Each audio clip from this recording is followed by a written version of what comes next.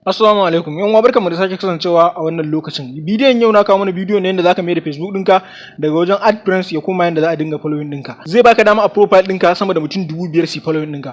Wato sama da mutum 5,000 su dinga ganin posting ɗinka, sannan duk wasu friends ɗinka wanda ya zama friends ɗinka ne na Facebook za su koma su zama followers ɗinka akan Facebook. So domin canjawa ka jawo sama sai ka shiga can wajen profile, ba wajen yanka ka guda ukun can ba, can zaka shiga wajen profile.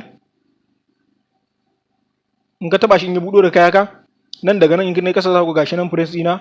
Friends su sai ka jawo sama sai ka taɓa wajen wannan ɗigo-ɗigo guda uku, za ku ga gashi nan turn on professional mode, gashi nan da ƙasan nan na biyun ƙarshen nan sai ka taɓa shi sai ka turn on.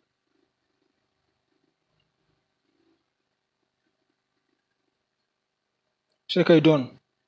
Kana yin done daga nan za ku ga Facebook ɗina ya koma 5.9k followers. Bidiyo na gaba zan kawo muku yadda za ka canza password ɗinka akan TikTok, wanda yawancin mutane suna tambaya na yadda zaka canza password ɗinka akan TikTok. So kai ma idan kana so kar wannan bidiyon ya wuce ka, make sure ka yi subscribing sannan kuma ka yi liking wannan bidiyon.